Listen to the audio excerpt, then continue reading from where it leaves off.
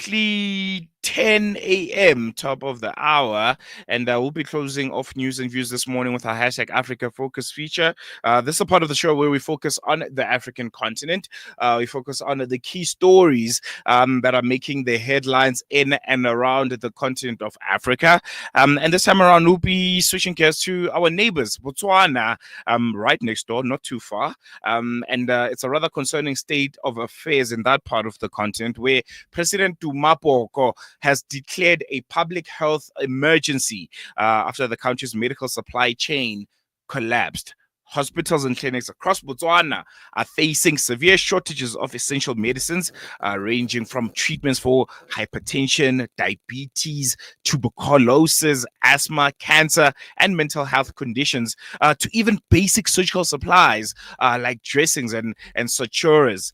The government says the crisis stems from a perfect storm, which includes soaring medicine prices, a shrinking national budget, which has been caused by the downturn in global diamond sales. We know Botswana, that one of the biggest exports is diamonds. And also to factor in is something that us here in South Africa had also had to deal with, the sweeping cuts in US aid, which once funded a third of Botswana's HIV response and supported its malaria and TB programs. And yeah, in an emergency move of some sort to try and mitigate this, current state of affairs, the finance ministry, if I'm not mistaken, released around 250 million pula, which is about $18.7 million for immediate procurement, with the military of Botswana now being tasked with distributing emergency medicine supplies and prioritizing deprived rural areas. But with 1 in 5 children already underweight in some parts of the country, UNICEF has also warned that this is a crisis that demands urgent international support. And we'll be doing exactly that, having a conversation around it, making sure that what's happening right next door to us in Botswana, because they are a close neighbor of ours. Whatever happens in Botswana ultimately will trickle down to South Africa. Whatever happens in South Africa will ultimately find its way in Botswana because of the close proximity of the two countries and just how easily we interchange people, goods, and services, and everything in between. And joining us from Gaborone to give us some sort of a perspective about what's currently happening on the ground is Botswana-based journalist Bothake Koothupile. He's going to be joining us via our virtual platform. As I mentioned, he's coming to us live from Gaborone, and he's joining us live now. Bothake, thank you so much for joining us. Welcome to Salam Media. Really appreciate you giving us your time this morning. How are you? Thank you, Salalo. I'm very good, thank you. No, the pleasure's all ours. I think we can kickstart the conversation by maybe you giving us a sense of just how severe the medicine shortages are right now in Botswana and what ordinary patients are facing on the ground. Salalo, to be precise, we've known for a long time that Botswana is in a public health crisis. We are saying this because immediately following COVID-19, there are always shortages of medicines across our clinics. But this was not so transparent or so, as it is right now. So what happened after COVID-19 is that the diamond sales, we had a downturn in diamond sales. And this meant that our finances became, constrained, and we could not afford to spend on certain things as we did earlier. And that unfortunately ended up including the medical supplies, which are now critically short. So right now the debate is whether this is a public health crisis or not whether it's a public health crisis, but whether it's an emergency because of how long it has been ongoing. If you heard me, it's been going on as long as after the COVID-19 era. So you can see that it's been something that has been happening. When the new government came in, it was already part of the campaign about how the health system is collapsing, and basically that's where we are. We are in a state where the public health system is on the verge of collapse. And this is just the medicine part is only part of the whole problem that we are facing. If you have followed Botswana news, so in the in the past few months, you could have sensed that there was sort of an unrest within the doctors and the nurses. And now, as I speak right now, that we have some cases or some, court battles ongoing between the government, Botswana Nurses Union, and Botswana Doctors Union. So you can see that we are in a state of crisis. Medicines aside, Botswana public health system, which at one point was perhaps close to one of the best in Africa, is now facing that kind of crisis. And that's a very, very concerning state of affairs. You saying, is probably, on the verge of collapse. That is, the health crisis, the health system of Botswana, rather. But President Boko says the medical supply chain has completely collapsed. So, what does that actually mean in practice? Are hospitals turning away people, or are treatments just being delayed? Look, for us who have people who have chronic diseases, we really, really understand what is happening on the ground.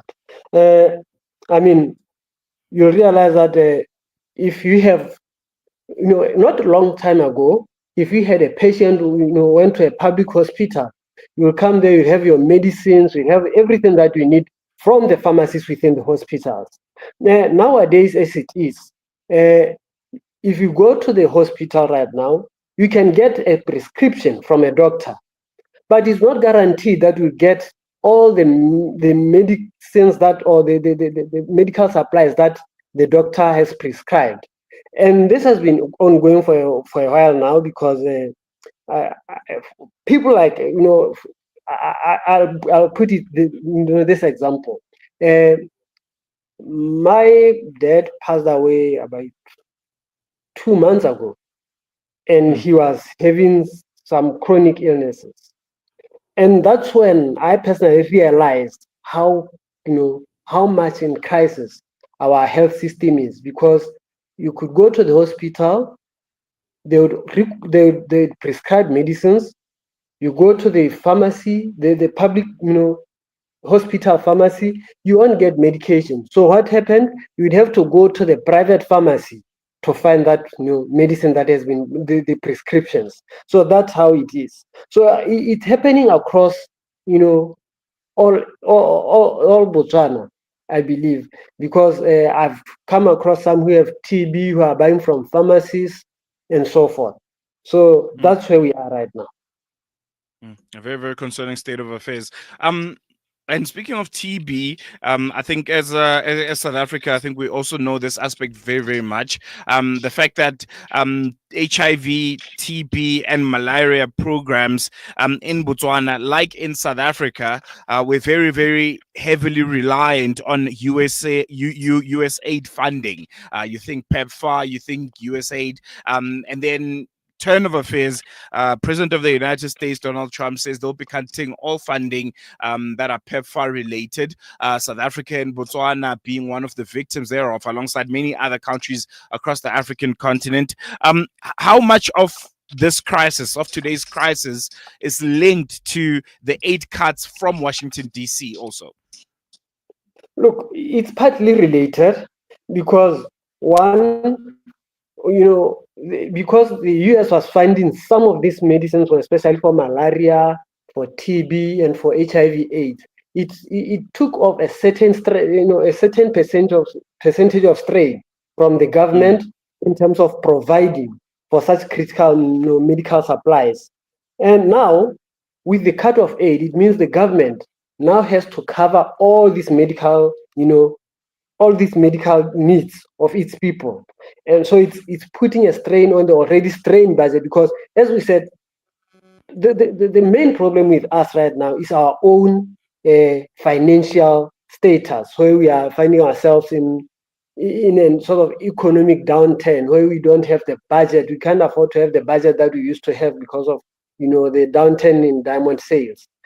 And now this only compounded the problem. But if you look at it well again, if you listen to the president, another problem which may have largely contributed was our procurement system, especially from the central medical stores, because it has it has a long, what do you call, many middlemen in between, from procurement, from the source, from the manufacturers to CMS.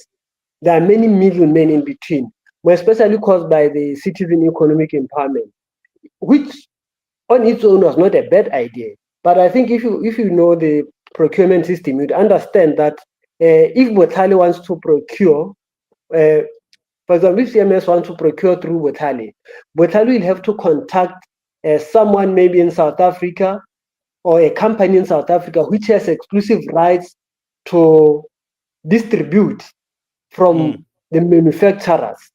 In between that, you see there are a lot of middlemen, and the cost escalate, which means when when we finally procure them, they are, as the president say, at 5 to 10 times more than we could have paid had we had a direct procurement. So all this compounded our problems right now, because with all this, I think if you listened, he made an example that they asked the central medical stores to make an estimate of how much the country would need in terms of medical supplies for a year, and the central medical stores came up with a quotation of around close to 800 million. And then when the task force that he has set in place did the same procurement, it came at close to 80 million. So you can see the vast difference in terms of this expenditure that's the hyperinflated prices that are used to procure medicines, which further compounds this problem. Mm, mm, mm, mm. And I think that's something us here in South Africa also know way too well. The middlemen, the inflation of prices, and it ultimately affecting the people on the ground and the most vulnerable in our communities. Just lastly, before I let you go, Bothake, the government has now deployed the military to oversee emergency distribution of medicines. There's also a budget of around 250 million pula. Is this a sustainable solution, or just a temporary stopgap measure that has been put in place? Look, the immediate, the pressing issue then was that because there's no medical supplies in every area of Botswana, the BDF had to provide logistical support, which I believe they did. The medical supplies have been delivered, but the 215 million is an emergency fund, which is both aimed at the short term and long term.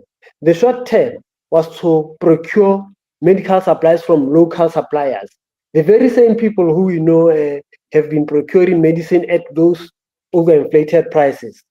So this is they have to provide 6 to 8 weeks worth of medical supplies, which would stabilize the crisis.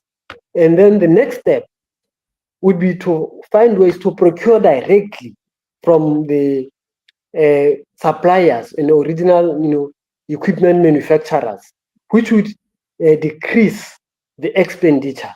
But if you look at it also, a fund has been set, which will be donated to by public entities, by private institutions. With this fund, the aim is to have a long-term solution in terms of streamlining procurement, training procurement officers, and as well as trying to find ways to attract manufacturers to come into Botswana so that they can manufacture medicines, consumables, and everything from within Botswana, which Mm. on its own, I believe, is a long-term solution to our current problems. Well, there you have it. Bothake, thank you so much for joining us. Really, really appreciate you giving us the time and I think giving us that clear perspective about what's currently happening in Botswana right now. Because as I mentioned, Botswana and South Africa are so interlinked that if Botswana sneezes, South Africa will catch a cold and vice versa. So thank you for that and for that very, very insightful kind of unpacking of the realities. Really appreciate it. It was a pleasure, Salelo. Thank you. There you go. Bothake Koothupile coming to us live from Gaborone. He's a journalist. And yeah, as I mentioned, giving us a lowdown on the unfortunate state of affairs in Botswana, where essentially the president, Dumaboko, has declared a public health emergency, saying, well, it has collapsed. And I think this was a very, very important conversation to have, looking at the current state of affairs here in South Africa and the conversations that have been had around our own medical institutions and the fragilities thereof, which have ultimately seen certain organizations blocking foreigners from accessing public health institutions and getting medication. So that's why this was very, very important to highlight that maybe, just maybe, all of the people from our neighboring countries who find themselves coming to South Africa or living in South Africa to access some of the resources we have, strained as they may be, it's not out of choice. So what must a person do? They're in Botswana, they're sick or they have a sick family member. There's literally no access to any kind of medication, and the closest thing is in South Africa. It's an hour drive for some. It's a 2-hour drive for some just to get into South Africa. Granted, South Africa's resources have been strained for a long time now. Clinics, there's long, long lines. Nurses and doctors are overworked. Can't deny that reality. But I think it was important to see the other side. That it's not by choice that you have people from Zimbabwe here. It's not by choice that you have people from Botswana or Lesotho here. It's because there's no other choice.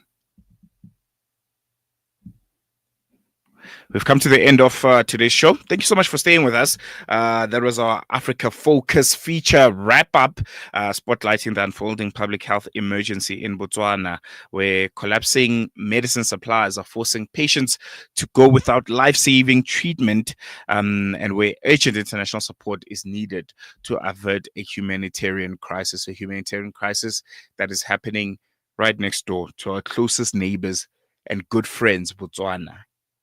As I mentioned, we've come to the end of the show. I'll be back with you again tomorrow for the Thursday edition of News and Views. Inait Wadi will be coming up later on this evening for Wednesday nights with Inait from 7 until 8, or from 7 until 9. But from myself, Salailo Makwidiri, and the rest of the team, everyone that made this show a possibility, thank you so much. We'll see you again tomorrow. Oh, wait, there's something else that's going to be happening. I just forgot to mention our Women's Month feature. If you've been following the station, you know that this Women's Month we've been having female stand-in presenters, and this time around we have Apa Fatima Kwele, who's our guest presenter for a Women's Month mid-morning show, and she has another incredible lineup, this time around focusing and putting a spotlight on our good friends Africa Muslims Agency's women-led action in humanitarian zones. She'll be speaking to Fatima Sali from AMA Durban. She's the manager there, and also Fatima Sidat, who's an Africa Muslims Agency volunteer. So women is in Bogoto, again, being in the forefront of leading some of these very, very, very important causes and initiatives. So that will be coming on from 11 right until 1 today. So right after this show, Apa Fatima Kwele will be coming on. Otherwise, as I mentioned, from myself, Salailo, and the rest of the team, sharp. See you again tomorrow. Bye.